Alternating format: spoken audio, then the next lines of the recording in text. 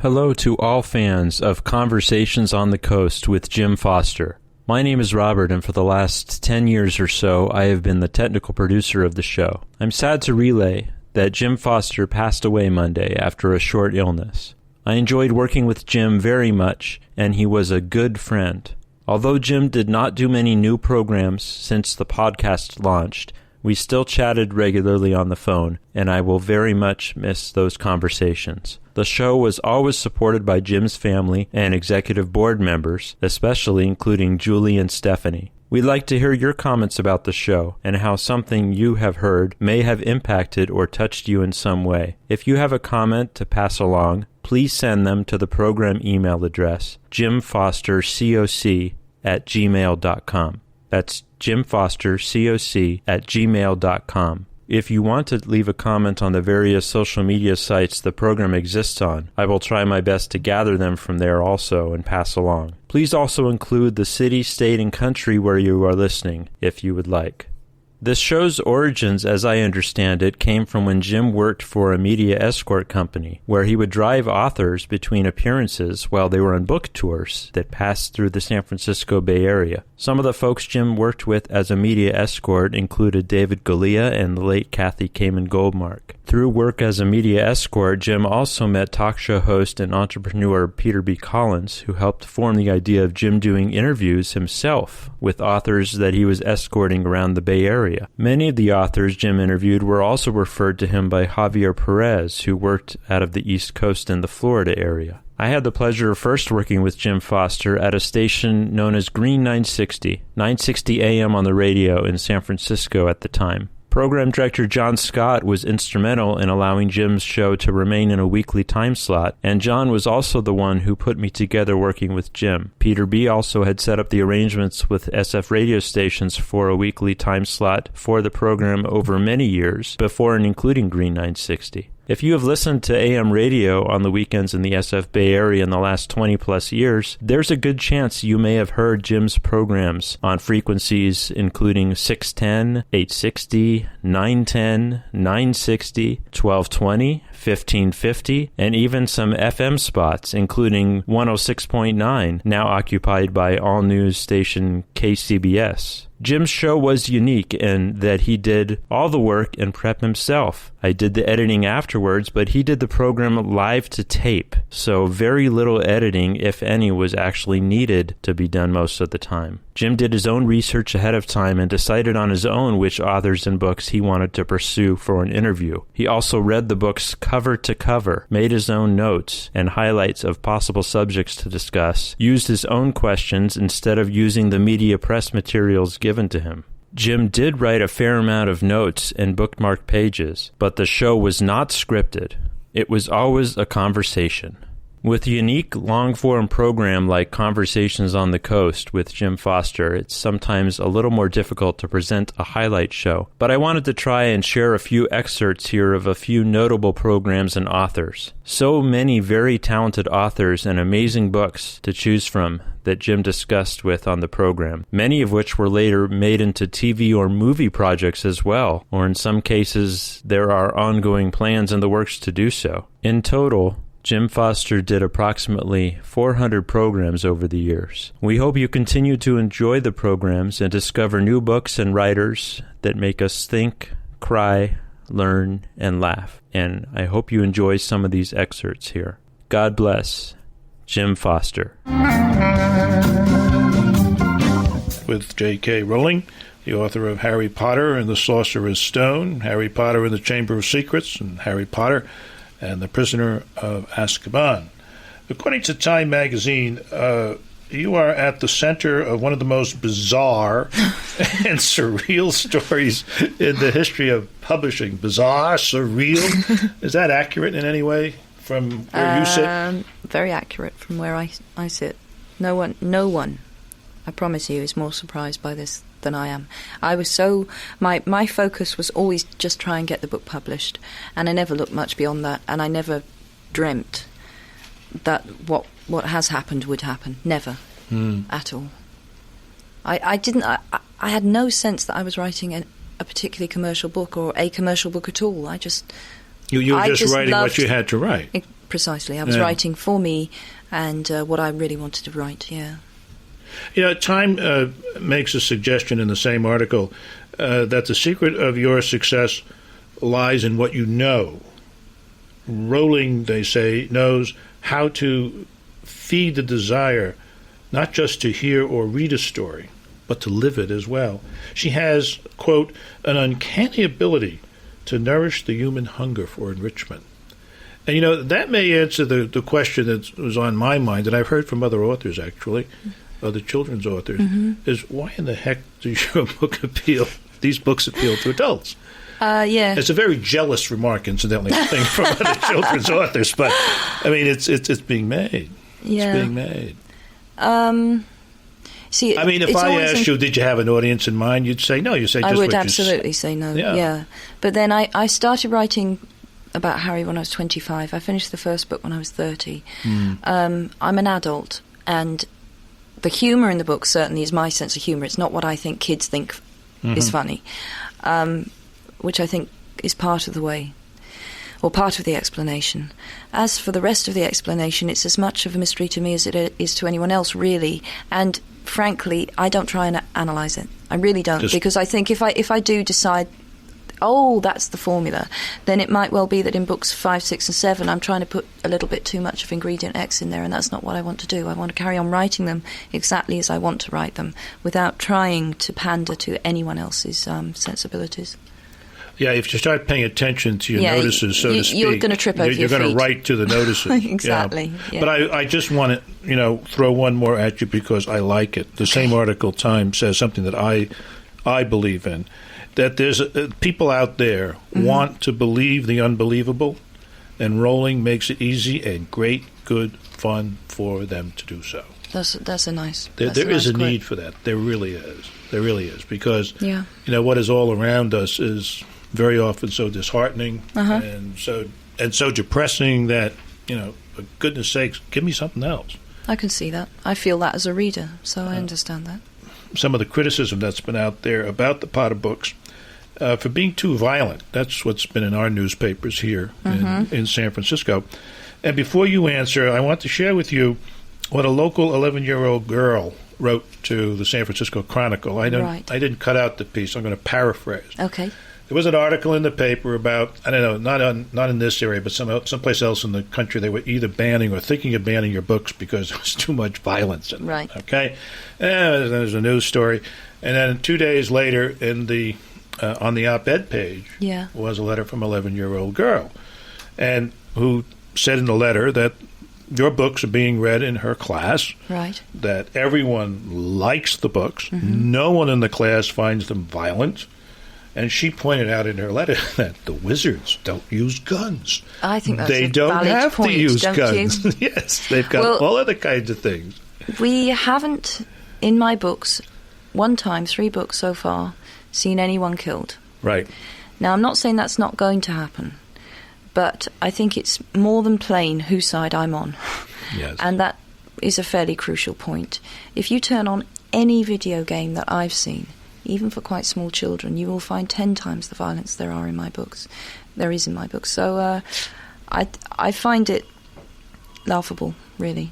I do find the idea that there's too much violence in the books laughable. I think it's important that the 11-year-old found it laughable. I think it's incredibly important, but I have said all along that the children, I've now met thousands of children here, and I would say that every single one of them has been a lot smarter about the books and seems to get the point of them a lot better than a outraged minority. Yeah, she wound up her letter making the statement that read Swiss Family Robinson. She said, we had to in class, and that's what's violent. Well, it is, but that doesn't mean you shouldn't read that either. True. That's a great book.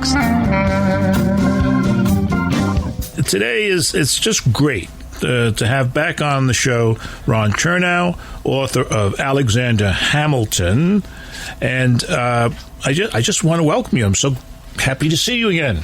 I'm amazed you have me back for round 2. Thank you, Jim. Well, the only reason I'm doing this is because, frankly, I love the book. Thank you. And I think it's a book that more and more people should read. And it comes in at at a bargain price compared to the hardcover. So you've not gotten any bad notices, so to speak, from academia? Not I mean, really. that's where I would expect it might come because of the different way that you look at Hamilton compared to others. It's true.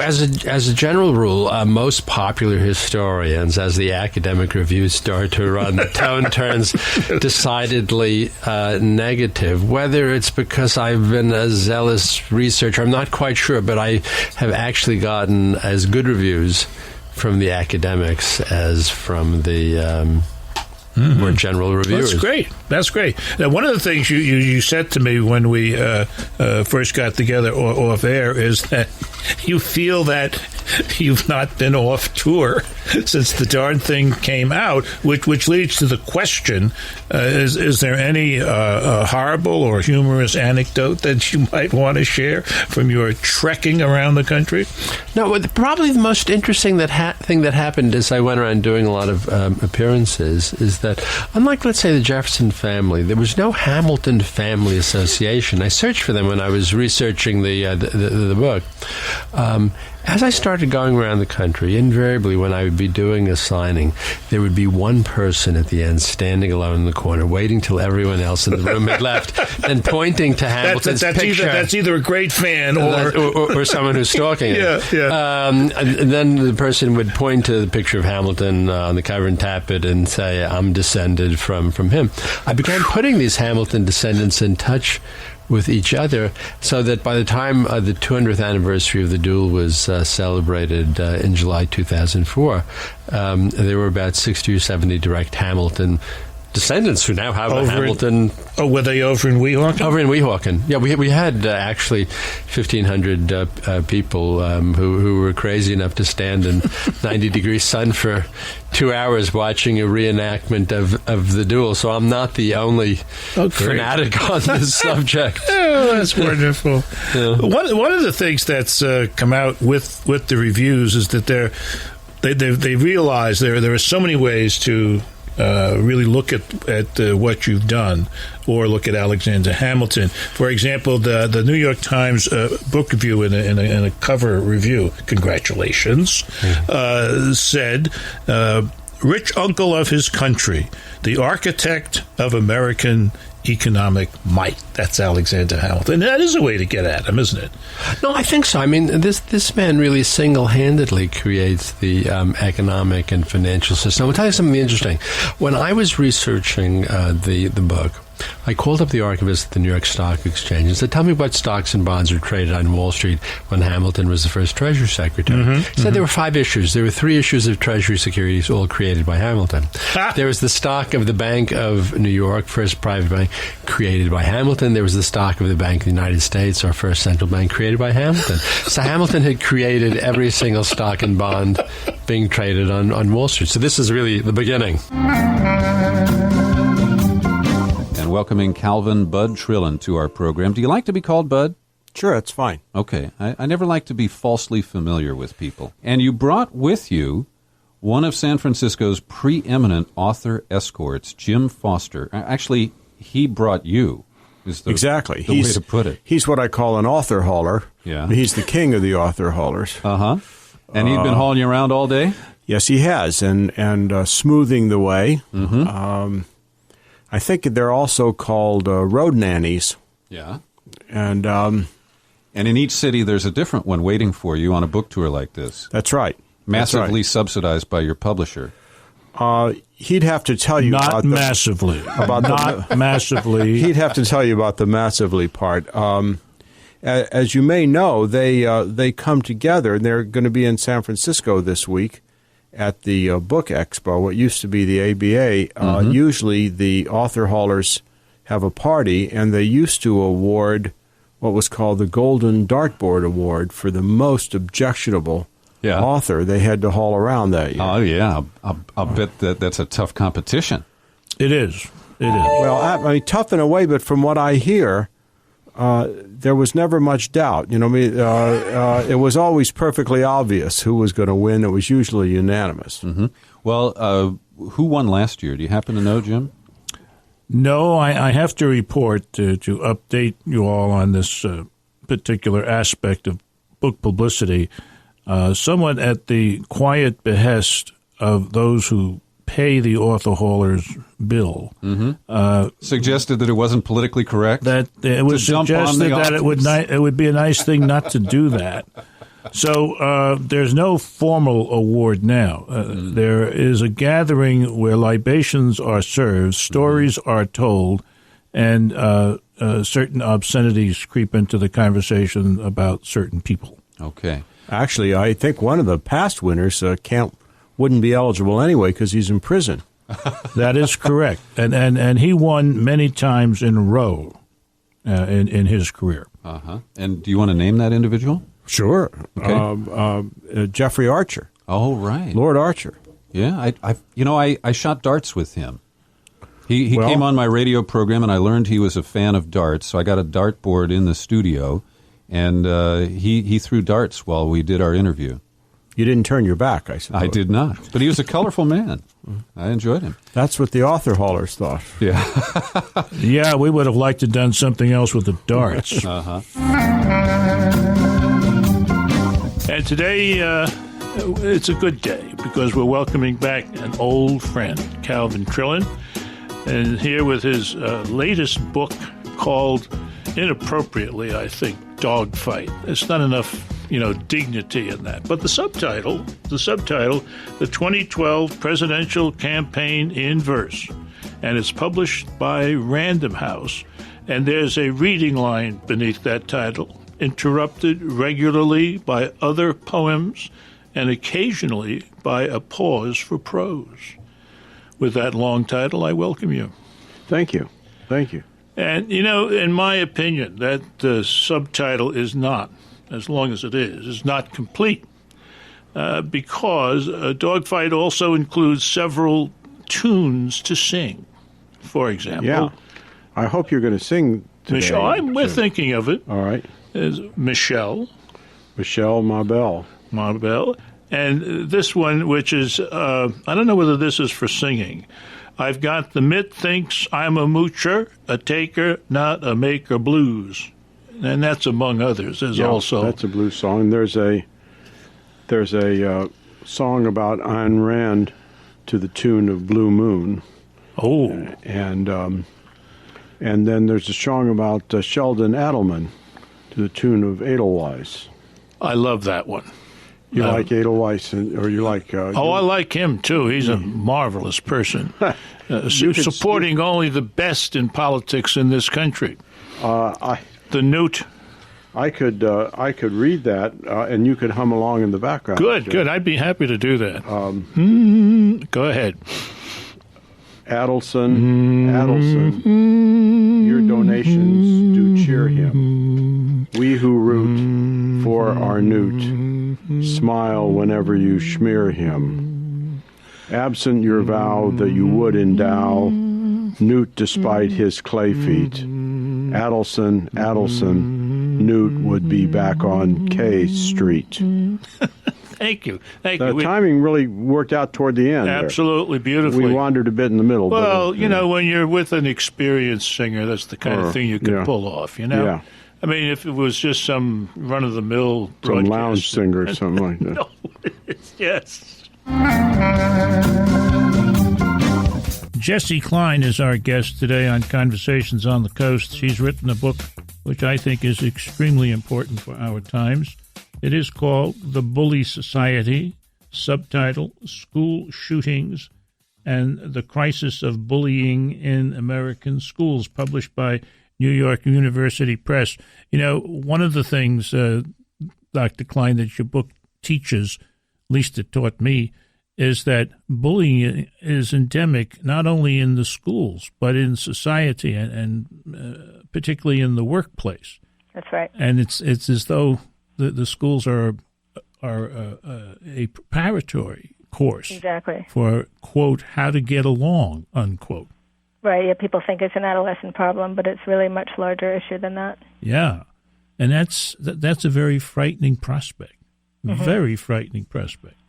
Michael Kimmel, who wrote a book called called Guyland, says about your book, taking the horrific rampage school shootings as a starting point, and that's important. And for you, these shootings are just a starting point. Mm-hmm. Jesse Klein resists pop psychology profiling and instead lets the events ramify outwards to a searing indictment of the cultures of cruelty, entitlement, and indifference in which those acts take place.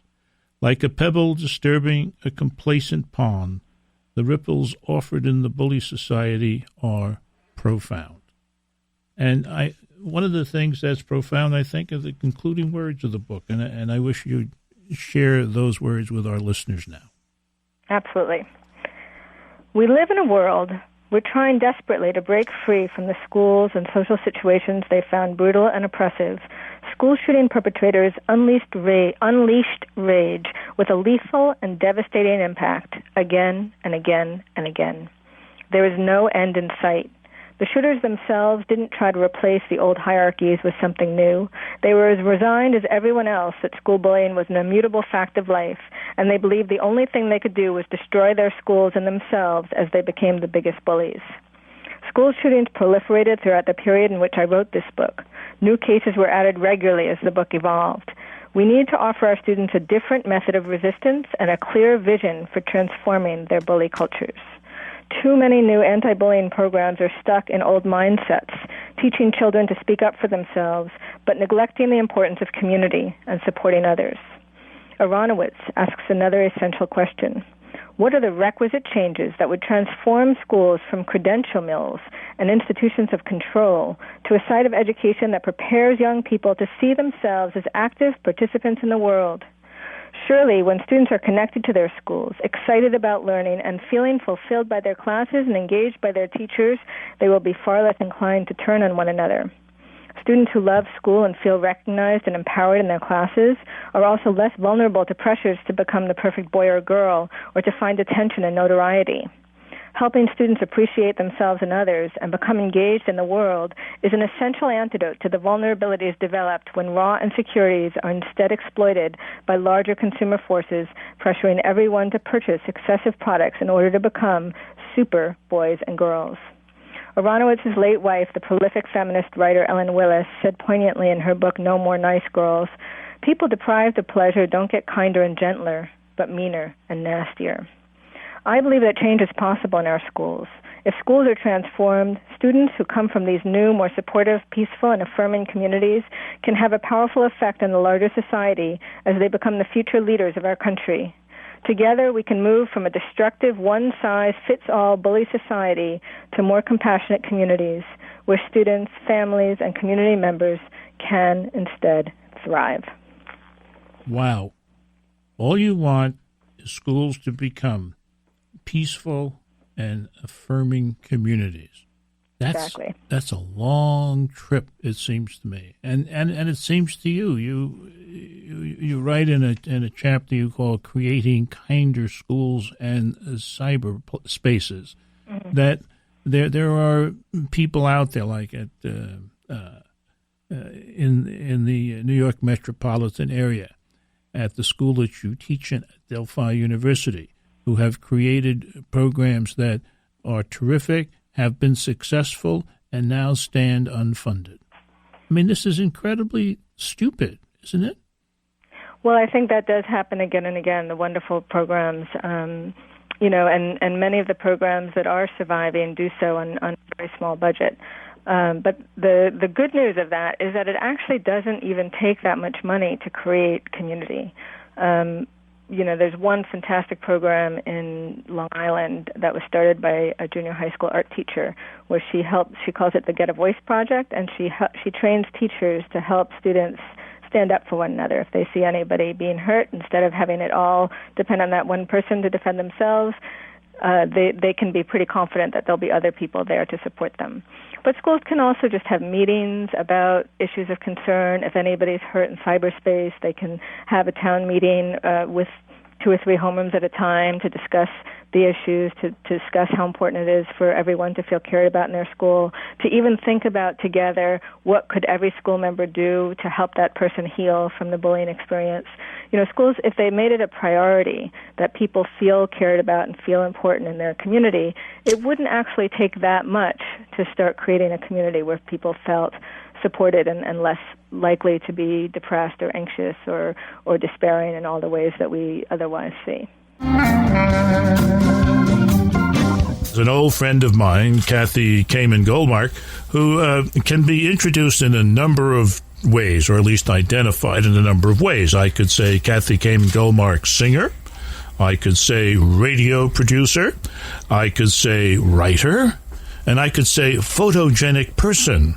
Because today, we are not only talking, we are being photographed. So if you hear click, click, click out there, that's why. It's so glamorous. I just would like to spend a few seconds on your first book, And My Shoes Keep Walking Back to You. And it's now out in paperback at a very reasonable price at all bookstores everywhere. And it's the only paperback I've ever seen with a leopard print spine. This is true. So if you have like a leopard motif in your home and you want to have a book on your shelf. You could get like 12 of them on the shelf, match the couch. 200 maybe, all lined up together. Now, it's been praised by many, many different people, but my favorite praiser is P.J. O'Rourke, who says, Kathy Goldmark has done for country music what Tolstoy did for the Napoleonic Wars, what Melville did for Big White Whales, what Dave Barry did for boogers. That is so literary. I was really flattered. Yes. And do you have a favorite quote? I do. I love the Scott Turow quote. Okay. Which goes, Kathy Goldmark may be the best thing to happen to country music since The Broken Heart. This novel is touching, funny, honest, a pleasure to read on every page, while offering the bonus of lyrics clever enough to make you wonder if Tom Lehrer has moved to Nashville. Oh, my God. Scott Turow. Now, Tom Lehrer, I have to say, is one of my very favorite parody humor songwriters, and that, to me, is high praise. That is. Well, enough about your first book. And like every author who's written the first book, you're trying, I think, to write a second book. I'm almost finished. Ooh, I'm curious how it's going, how hard it's been. Has it, for example, been easier than the first? Well, in some ways it's easier, in some ways it's harder. It's easier because I'm a little more experienced and I feel a lot more in control of the writing process. Like, I know that you're supposed to have a plot this time. Last time I had to really work on that plot thing. That's very beneficial. It was a surprise to me that you need a plot. This time I knew ahead of time that I was going to need a plot, and I have one in mind, and I'm working on making it apparent to others who read the book. The harder thing, though, of course, is that people expect a second book once you've written a first one. You write that first novel, it can take you 11 years. You can go off by yourself. You can do it. Nobody knows you're writing it. So and nobody cares when you get it done. And nobody cares when you get it done. In fact, you might venture to say that some people might prefer that you didn't ever finish. But the second book, people want it, especially if the first one has gotten a little bit of attention and nice endorsements. Yes. And a beautiful cover with a leopard spine. Skin spine, yeah. People want another one. People like the first one, they want another one. So there's more pressure. And I feel like I'm a slow writer and I do other things, and it always takes me a while, but I'm enjoying this one a lot. I'm having fun with it. One of the problems inherent because of who you are is a problem that I think many writers face, and that is that they're not in a position to do just writing. And how do you fit it in? That is really true. I mean, most writers do not make a lot of money from their books and need to make a living.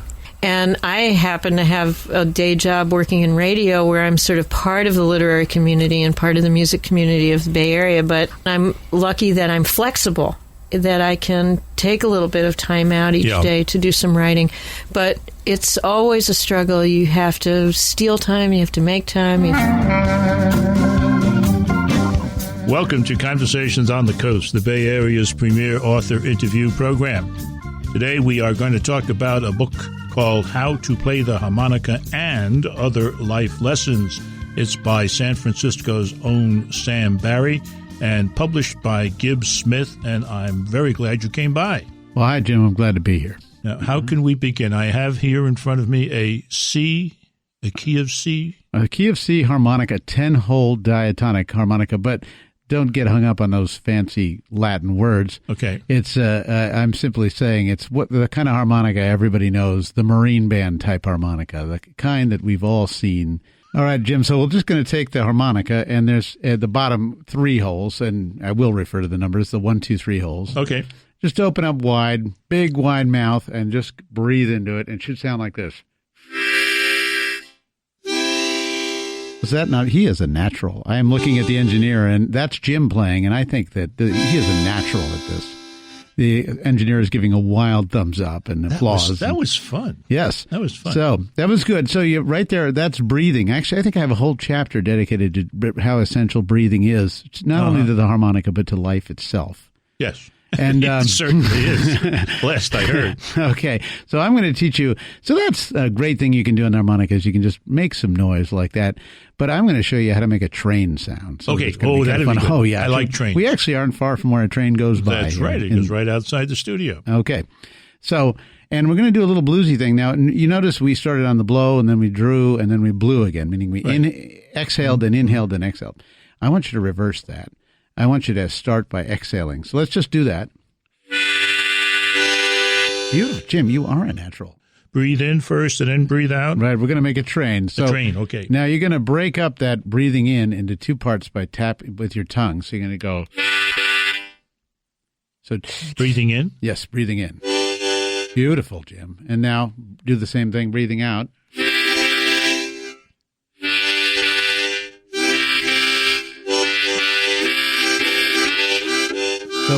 So draw, blow, blow. Draw, draw, blow. That's Jim Foster making a train. It's amazing. And then to make a train whistle. Whistle? Go to 4 or 5 draw. 4 or 5. Right in the middle. Just anywhere in the middle of the heart. Okay. And just go in. There's your whistle. Very good. One of the topics that you get into here in some depth are the blues. Yes. And this is a very peppy book, full of energy, full of being positive, and the blues are sad. No, they can be. Why do you and you even have some interesting things to say about the blues? Well, I mean, you're really very much attracted. I love the blues. And you can actually, into every life. We all deal with a few downside once in a while. And the blues is a way of dealing with that and winding up feeling pretty good about it. So the greatest and lasting attraction, you write, of well-played blues for me is its eerie, edgy beauty. The wail of pain, the growl of anger, the whisper of seduction, the hunger of lust, the mystery of hoodoo. The whoop of victory, the despair of loss. There's really nothing like the blues to express raw emotion. And if you love the music of America, you have to wrestle with the blues. Darn, that's true. Wow. Did I write that? Yes, you did. All right. That's one of your better passages. So you see the blues is very important. And then you go on and you challenge your students, such as myself. Yes. Or you encourage us to write our own blues song. I do. That's right. Now, keep that handy because I have written one, and then I want you to, after I read it once, I want you to blues it up. All right, let's hear behind it. Me. Okay, ready? Let's hear it. I woke up this morning, and I had no idea for my show. Woke up this morning, had no idea for my show. Then I thought of little Sam Barry, and all systems were go. You ready? That sounds pretty good. Yeah. You want me to sing that? Yeah. Okay. I woke up this morning, had no idea for my show. I woke up this morning, I had no idea for my show.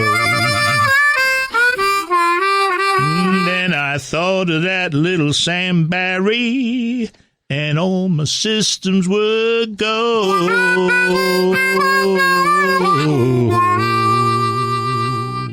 The book ends with a marvelous piece of advice. It says here, life is a precious gift. A playful spirit makes life infinitely more joyful for you and for those around you. So this is a book not just about playing the harmonica, but of being playful in life. It's called How to Play the Harmonica and Other Life Stories. The author is Sam Barry, and this is Conversations on the Coast, and I'm Jim Foster.